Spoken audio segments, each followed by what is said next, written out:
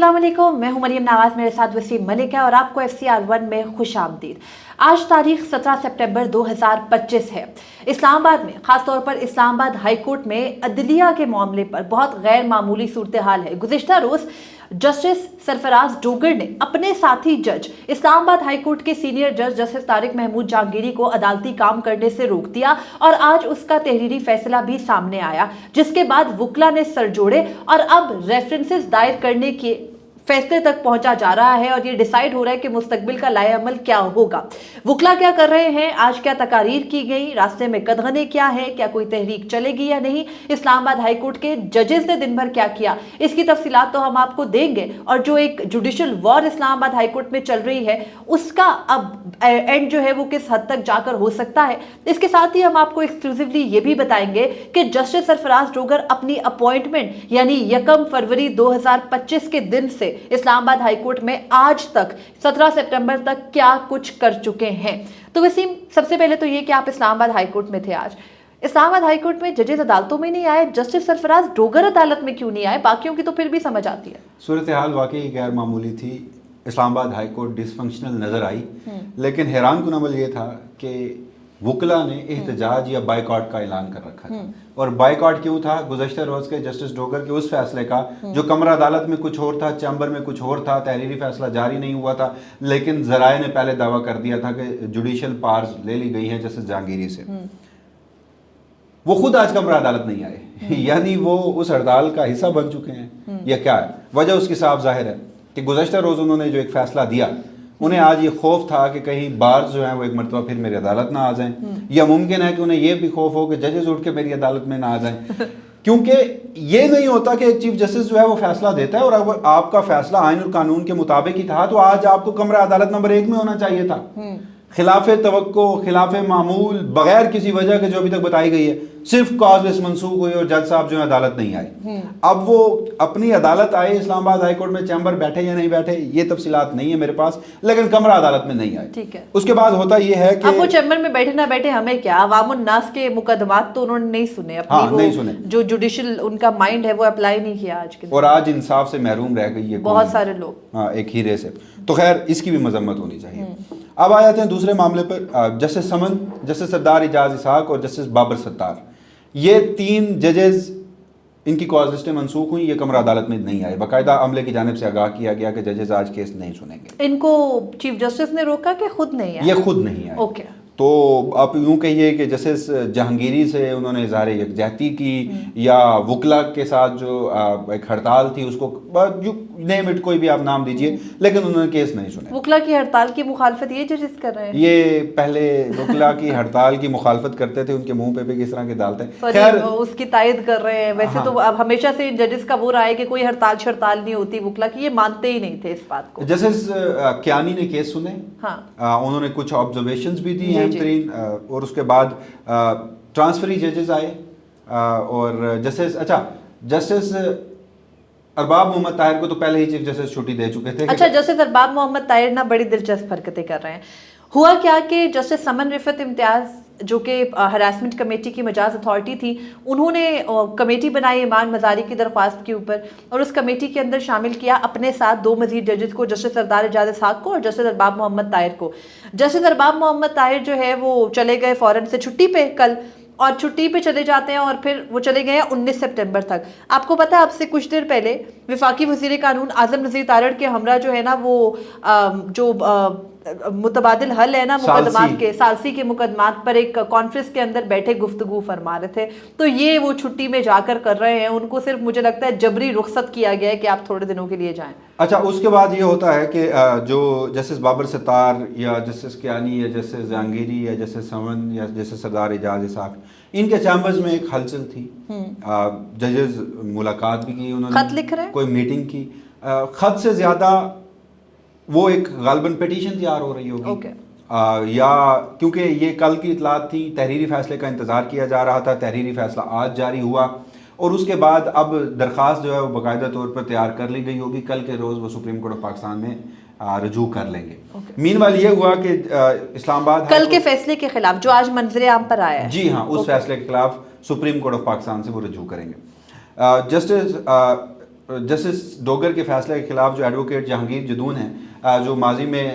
P M L N کی جانب سے ایڈوکیٹ جنرل اسلام آباد تھے، وہ آئے آج انہوں نے رجسٹرار آفس کو ایک درخواست دی اور انہوں نے بھی ایمان مزاری کی طرح کہا کہ کل کی عدالتی کارروائی کا ریکارڈ محفوظ کیا جائے اور وہ انہیں فراہم بھی کیا جائے، اور ساتھ انہوں نے یہ اعلان کیا کہ یہ مس کنڈکٹ ہے اور میں ذاتی حیثیت میں سپریم جوڈیشل کونسل سے رجوع کروں گا۔ جہانگیر جدون صاحب موجودہ نظام کے لگائے گئے چیف جسٹس کے خلاف، ماضی کے نہیں ابھی جو چیف جسٹس ہیں ان کے خلاف سپریم جوڈیشل کونسل میں درخواست لے کر جائیں گے۔ ہاں جی، جہانگیر جدون صاحب انہوں نے کہا کہ وہ جسٹس سرفراز ڈوگر کے خلاف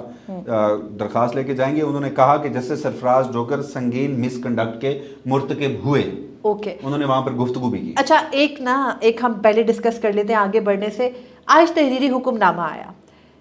اس تحریری حکم نامے کو میں سمجھتی ہوں کہ وہ چیف جسٹس نے اپنے خلاف دیا ہے۔ اس کی وجہ یہ ہے کہ وہ حکم نامے کے اندر لکھتے ہیں، بار بار لکھتے ہیں، ان کی لینگویج ریپیٹیشن ہے حکم نامے کے اندر، ایسے لگتا ہے جیسے ججز کے فیصلے ہوتے ہیں نا، ان میں ریپیٹیشن اس طرح ہوتی نہیں ہے۔ 2 صفحات کا فیصلہ ہے، اس 2 صفحات کے فیصلے میں وہ بار بار لکھتے ہیں کہ چونکہ جو میٹر ان ہینڈ ہے، ہمارے ابھی سامنے جو معاملہ ہے، وہ ایک جج صاحب یعنی جسٹس طارق محمود جہانگیری کے کمپیٹنس کا ہے، ان کی اہلیت کا ہے، وہ ایکیڈیمکس پر ان کے بات ہو رہی ہے، یہ بات ہو رہی ہے کہ کیا وہ قانونی طور پر اہلیت رکھتے ہیں جج کی کرسی پر بیٹھنے کی یا نہیں رکھتے۔ تو معاملے کی گریوٹی کو، معاملے کی سینسٹیوٹی کو دیکھتے ہوئے ہم جو ہے وہ سپریم جوڈیشل کونسل کے فیصلے تک، کیونکہ جج صاحب کے اوپر الزامات بہت سنگین ہیں کہ وہ جج رہنے کے قابل نہیں ہے، تو وہ اس لیے ابھی وہ معاملات جو ہے وہ سپریم جوڈیشل کونسل میں تب تک جج صاحب کو عدالتی امور سر انجام دینے سے روک رہے ہیں۔ تو یہ ایگزیکٹلی جو فارمولہ ہے نا، ایگزیکٹ فارمولہ وہ جسٹس سرفراز ڈوگر پر خود بھی لاگو ہوتا ہے۔ کیوں؟ کیونکہ وہ ان کا اپنا معاملہ بھی اب سپریم جوڈیشل کونسل میں، اگر تو آپ نے آج عدالتی حکم سے نظیر قائم کرنی ہے کہ اگر کسی جج کے خلاف کیس پینڈنگ ہے سپریم جوڈیشل کونسل میں اور اس کو کام سے روک دیا جائے، تو پھر سپریم کورٹ کے سارے جج، پھر وہ سندھ ہائی کورٹ کے کئی ججز، لاہور ہائی کورٹ کے کئی ججز، آپ خود اور متعدد ججز جو ہے نا، جسٹس اعظم خان جو آپ کے بڑے ساتھ کل بیٹھے تھے، ان کے خلاف بھی سپریم جوڈیشل کونسل میں ریفرنس ہے، بھائی وہ ڈیپوٹیشن جج تھے، آپ نے آگے سے بنا دیا، تو ان تمام کے کو جو ہے نا کام سے روک دے، کیونکہ ان سب کا معاملات اب سپریم جوڈیشل کونسل میں جب تک وہاں طے نہیں ہو جاتے، غالباً 100 سے زیادہ درخواستیں وسیم سپریم جوڈیشل کونسل میں، یا پھر ایسا کر لیا جائے کہ سپریم جوڈیشل کونسل میں جن تمام لوگ ججز کے خلاف درخواستیں ہیں ان سب سے جوڈیشل پاورز واپس لے لی جائیں، یا یہ اصول طے کر لیا جائے کہ the moment supreme judicial council میں کوئی درخواست دائر ہوتی ہے اس کی جوڈیشل پاورز اپ ہیلڈ ہو جاتی ہیں۔ آپ ایک ایسی نظیر قائم کرنے جا رہے ہیں کہ جو پھر اس ملک کی کسی بھی عدالت اور کسی جج کے پاس بھی کوئی اختیار نہیں رہے گا۔ لیکن ہم یہ بات کر رہے ہیں بھلے وقتوں کی، لیکن یہاں ڈوگر راج کا زمانہ ہے، تو آپ کو جسٹس ڈوگر کی ہی چیف جسٹسی کے دور میں جینا پڑے گا۔ کب تک ہیں یہ انتظار کرنا پڑے گا۔ اس سارے معاملے کے بعد ایک اور ڈیولپمنٹ وہ یہ ہوئی اسلام آباد ہائی کورٹ کی حد تک ہی کہ جیسے میں نے آپ کو بتایا کہ ہلچل تو تھی، تو دیکھا یہ جا رہا تھا کہ بار کونسلز کیا کریں گی۔ اسلام آباد بار کونسلز نے آج کچھ اعلانات کیے ہیں، کچھ سخت تقاریر کی ہیں، وہ کیا کہانی ہے؟ سخت تقاریر جو ہے وہ اسلام آباد کی 2 بارز ہیں، آپ بالکل نہیں سمجھیے کہ یہ اسلام آباد ہائی کورٹ بار ہے واجد گیلانی والی، وہ ٹوٹلی سولڈ آؤٹ ہیں، ان کو چیمبرز اور پلاٹس مل گئے ہیں۔ اور گزشتہ روز جو متی اللہ جان صاحب نے ایک وہ مناظرہ کرایا نا اگلے جو سپریم کورٹ بار کے کینڈیڈیٹس ہیں ان کا، تو اس سے پتہ چل گیا سارا دودھ کا دودھ پانی کا پانی کے ہو کیا رہا ہے۔ تو بہرحال اب جو یہ معاملہ آج نکلا اس میں ہے کیا کہ اسلام آباد کی جو بارز ہیں، اسلام آباد بار کاؤنسل اور اسلام آباد ڈسٹرکٹ بار، انہوں نے اپنی جو ان کی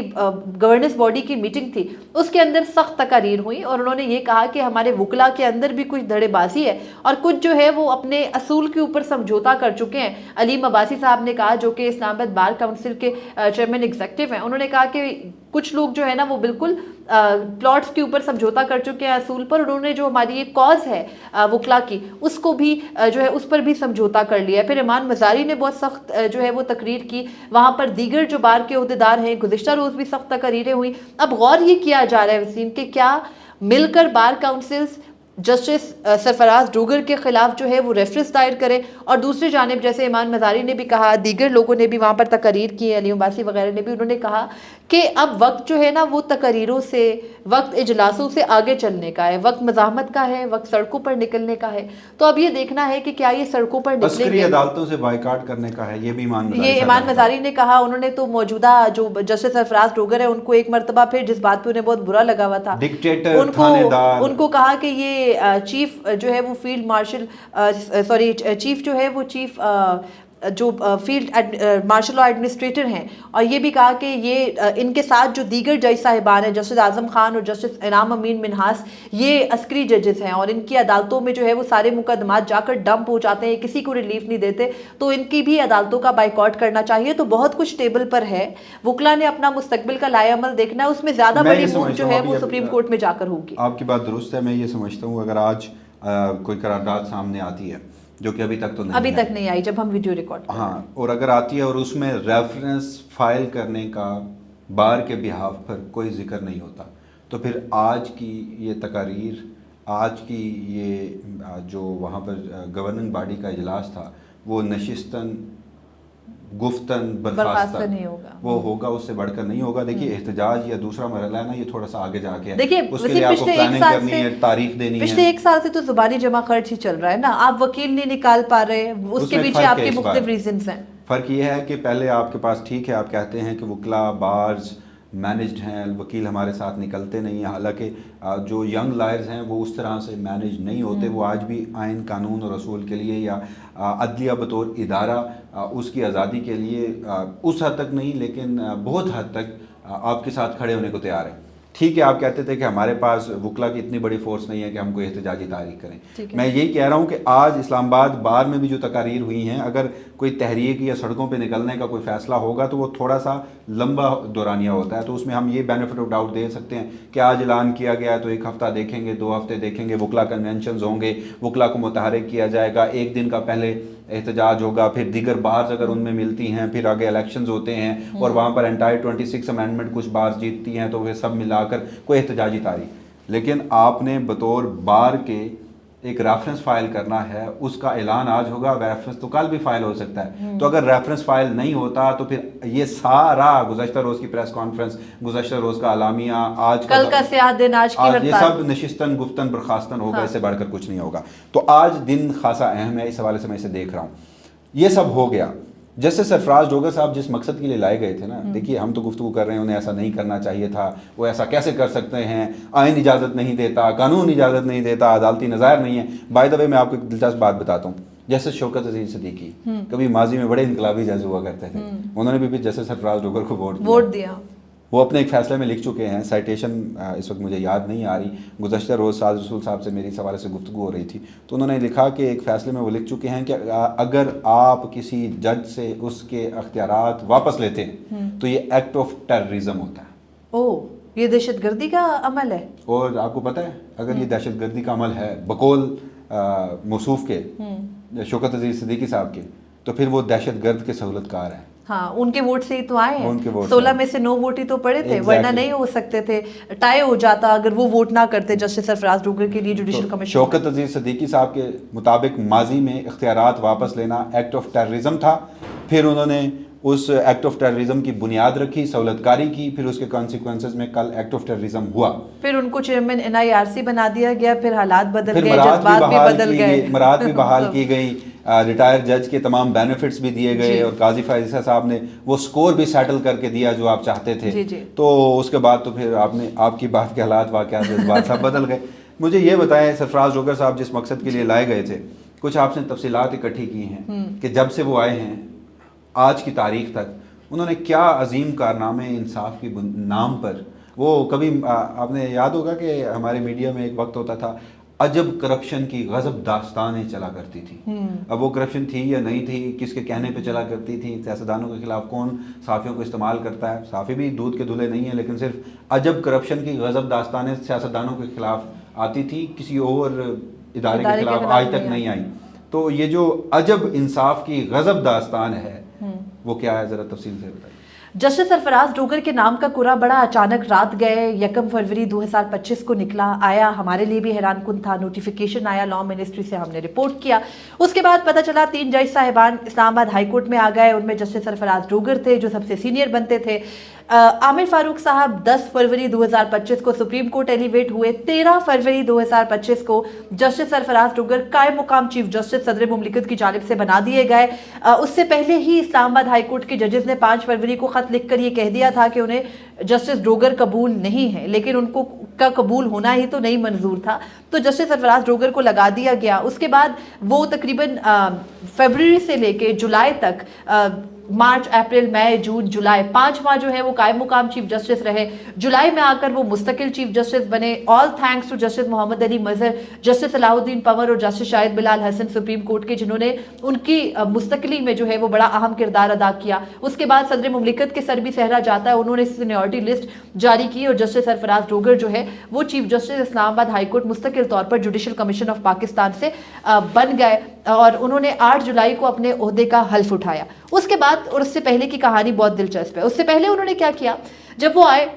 उन्होंने कोशिश की अपने साथ इन जजेस को मिलाने की, मुख्तलिफ जो है ना वो सिफारती ताल्लुकात बेहतर करने के लिए पैगामात भेजे, नहीं हुआ. कहानी वहां से बिगड़ी वसीम, जब वो कायम मुकाम चीफ जस्टिस थे और सबसे पहले कुछ बेज़ाब्तियाँ जजेस ने नोटिस की. जस्टिस बाबर सत्तार और जस्टिस समन रिफत इम्तियाज़ ने उन्हें ख़त लिखकर बताया कि हमने हाई कोर्ट के अंदर पैसे पकड़ते हुए देखा, आप सीसीटीवी निकलवाएं और देखें. आपके अमले ने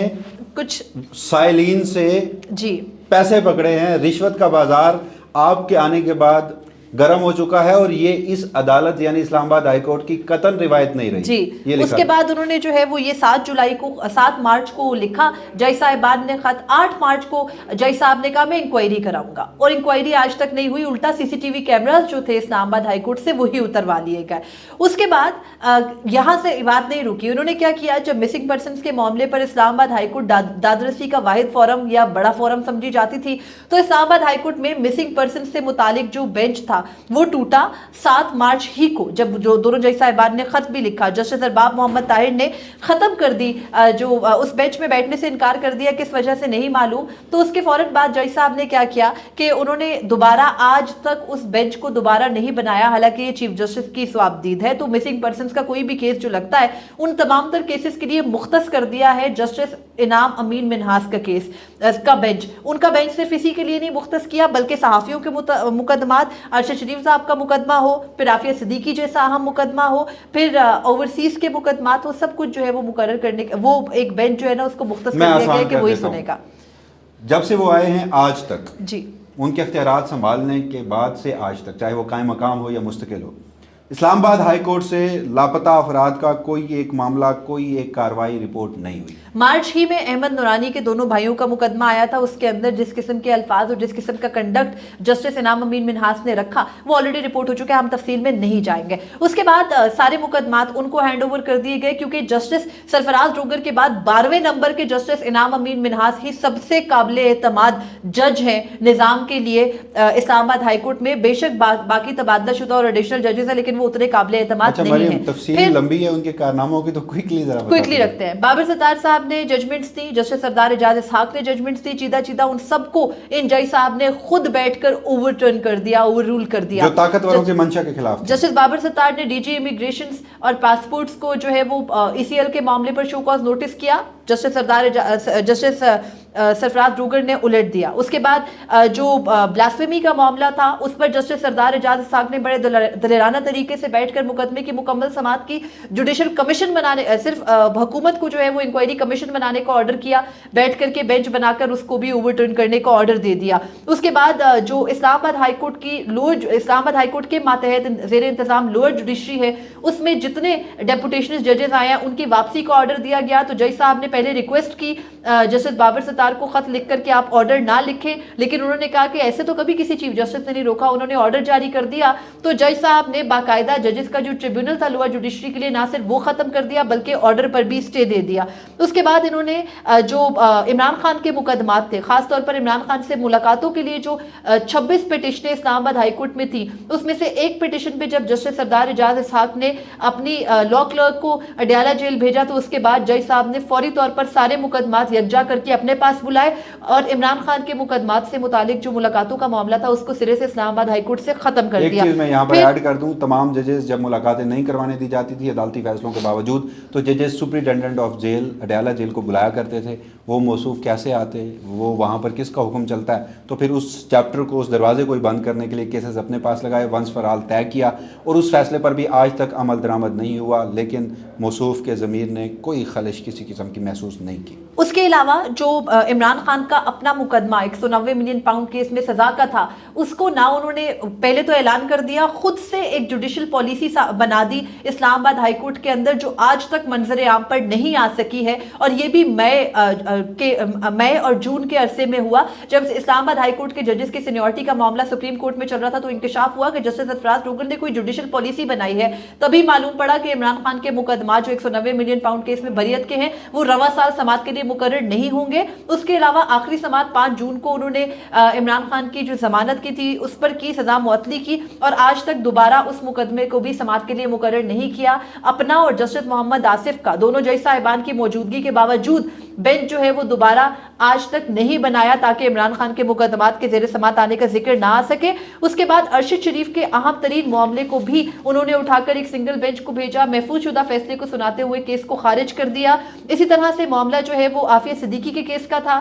جسٹس سردار اعجاز اسحاق نے آرڈر کیا، کنٹمپٹ کیا موجودہ حکومت کو، بیٹھ کر کے وہ مقدمہ بھی دوسرے بینچ کو بھیجا اور ختم کر دیا۔ یہ لمبی داستان ہے، بہت زیادہ مزید چیزیں ہیں، لیکن میں نے بہت چیدہ ایونٹس آپ کو بتائے۔ اور چیری آن دا ٹاپ حالیہ ایمان مزاری کے کیس میں کیا ہوا، خود جو ہے وہ کمیٹی بنی ہوئی تھی، جنڈر جو انکوائری کمیٹی تھی ہراسمنٹ کی، اس کو اپنے کیس میں تبدیل کر دیا جو تھی وہ جیسے سمن تھی جو خود 17 جولائی کو انہوں نے نوٹیفیکیشن کیا تھا۔ اور آج کا سب سے لیٹسٹ جسٹس بابر ستار نے گزشتہ روز chairman P T A major general retired Hafeez ur-Rehman کو عہدے سے ہٹانے کا حکم دیا۔ کل موصوف بیٹھ کر اس کی انٹر کورٹ اپیل پر سماعت کریں گے اور اس فیصلے کو بھی معطل کر دیں گے۔ تو ایسے کئی مقدمات اور خاصہ بچوں کے، یہ میں نے بہت کم چیزیں بتائی ہیں، بہت کچھ ابھی فیصلہ لکھا نہیں جاتا، ابھی فیصلہ جج صاحب لکھواتے نہیں ہیں، پہلے لیک آؤٹ ہو جاتا ہے۔ بحریہ ٹاؤن کیس اس ملک کی، جی ہاں، بحریہ ٹاؤن کیس فیصلہ ہوا کہ جائیدادیں جو ہیں وہ آکشنز ہوں گی، اجازت دی اسلام آباد ہائی کورٹ نے۔ یہ اسلام آباد ہائی کورٹ یا جسٹس سرفراز ڈوگر یا ان کے وہ جو ٹائپر یا ریڈر تھے ان کو بھی شاید نہیں معلوم تھا۔ ڈیفنس بیٹ کور کرنے والے صحافیوں نے یہ ٹیلی ویژن پہ خبر چلائی کہ اسلام آباد ہائی کورٹ نے اجازت دے دی ہے، اور اگلے دن جا کر اس کا تحریری حکم نامہ سامنے آیا۔ گزشتہ روز بھی یہی ہوا کہ تحریری حکم نامہ آج سامنے آیا، لیکن گزشتہ روز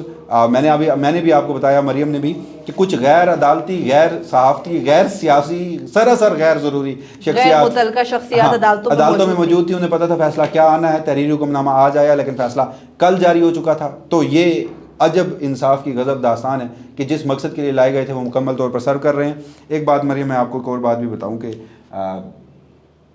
4 ججز نے اپلائی کر دیا ہے کہ مصدقہ نقول فیصلے کی فراہم کی گئی گزشتہ روز کے فیصلے کی، اور پھر کیا سارے جج صاحبان جا کر کے اس کی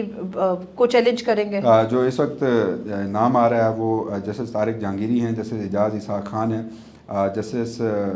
سمن رفعت ہیں، اور جسٹس محسن اختر کیانی صاحب ہیں۔ اوکے، یعنی جسٹس طارق محمود جہانگیری خود نہیں گئے ہیں، باقی نہیں، وہ جج خود بھی صاحبان ہیں، وہ بھی کہہ رہے ہیں کہ مصدقہ نقول کی کاپی جو ہیں وہ فراہم کی جائے، اور یہ کاپی بھی شاید اس لیے فراہم نہ کی جائے کہ اس معاملے کو سپریم کورٹ آف پاکستان میں چیلنج کیا جا سکے۔ بہرحال اگر یہ جو ہے وہ مصدقہ نقول نہیں بھی فراہم کریں گے تو بھی اس کچی کاپی کے ساتھ بھی معاملہ چیلنج تو ہو سکتا ہے اور سپریم کورٹ بھی حکم کر سکتا ہے، لیکن آگے بھی جسٹس امین الدین خان بیٹھے ہیں، یہاں کے امینوں سے بات نکلے گی تو اگلے امین حکومت کے موجود ہیں، دیکھتے ہیں کیا ہوتا ہے۔ بہت ہائی ٹائم ہے، اور یہ جو بحران تھا اس کو تو کوئی پریڈکٹ نہیں کرا تھا، لیکن اس کو بنانے والے خود جسٹس سرفراز ڈوگر ہیں، کیونکہ جن کا انتخاب کیا گیا ان میں ساری صلاحیتیں دیکھی گئی، تھوڑی اگر قابلیت کی صلاحیت بھی دیکھ لی جاتی تو معاملات اتنے شاید اس نظام کے لیے نہ بگڑتے۔ مجھے وسیم ملک کو اجازت دیجیے، اللہ حافظ۔ اپنے فیڈ بیک سے ضرور آگاہ کیجیے۔